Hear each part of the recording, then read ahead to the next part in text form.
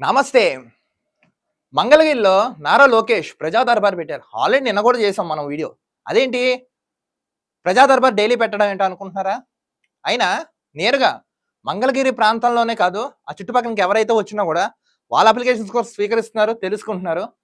ఎక్కడెక్కడ ఏ నష్టం జరిగింది, ఎక్కడెక్కడ ఇబ్బందులకు గురైంది, నెక్స్ట్ ఇంకా ఇతర ఏమేమి జరిగాయో నేరుగా మంత్రి నారా లోకేష్ కూర్చుని తెలుసుకుంటున్నారు. దానికి సంబంధించిన విజువల్స్ చూడండి.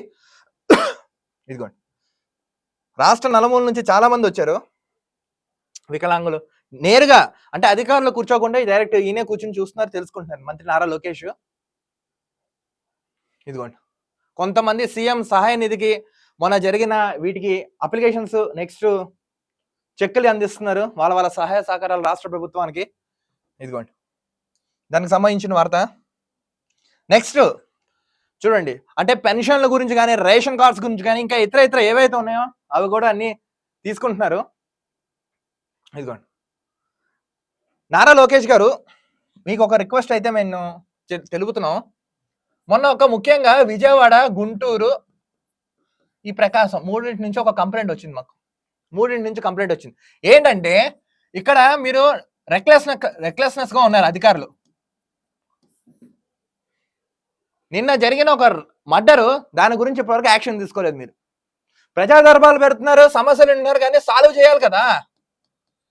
ఏదో ప్రజా దర్బార్ పెట్టాం తీసుకోవడం కాదు కదా, అది వచ్చినవన్నీ సాల్వ్ చేయాలి కదా. ఎంతవరకు చేస్తున్నారు అది కూడా మీరు క్లియర్ కట్ గా తెలపండి. నిన్న ఎక్కడైతే తూర్పుగోదావరి జిల్లా రావులపాలెం దగ్గర ఏదైతే మర్డర్ జరిగిందో దాని గురించి కూడా ఇప్పటివరకు దిక్కుమక్కు లేదు. కొంచెం పట్టించుకోండి వాటి మీద కూడా.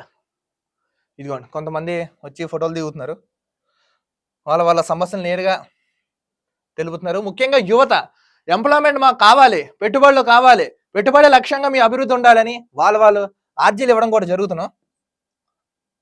ఇదిగోండి, దానికి సంబంధించిన విజువల్స్ పూర్తిగా ఉన్నాయి ఇక్కడ. యాక్చువల్గా సౌండ్ రావట్లేదు, లేదా సౌండ్ వినిపిద్ది మీకు. ఇదిగోండి, ముంపుకు గురైపోయిన ప్రాంతంలో బాధితులు కూడా వచ్చి వాళ్ళ సమస్యలు తెలుపుతున్నారు.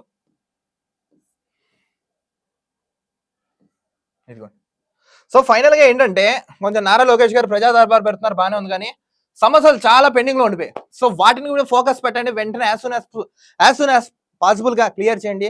హెల్త్ ఎడ్యుకేషన్, మా వీడియోస్ మన ఛానల్లో ప్రజా గొంతుగా మేము డిమాండ్ చేసేది ఏమైనా ఉందంటే హెల్త్ ఎడ్యుకేషన్ మాకైతే కావాలి. హెల్త్ అండ్ ఎడ్యుకేషన్ కార్పొరేట్ లెవెల్లో ఆ దిశగా మీరు అడుగులు వేయండి, చూడండి. అవసరమైతే కేంద్ర ప్రభుత్వాన్ని ఒప్పించైనా సరే రాష్ట్రాన్ని ఈ దిశగా నడిపించవలసిందిగా మేము కూడా మీకు కోరత డిమాండ్ చేయడం అయితే జరుగుతుంది. కొంచెం వీటి మీద ఫోకస్ పెట్టండి.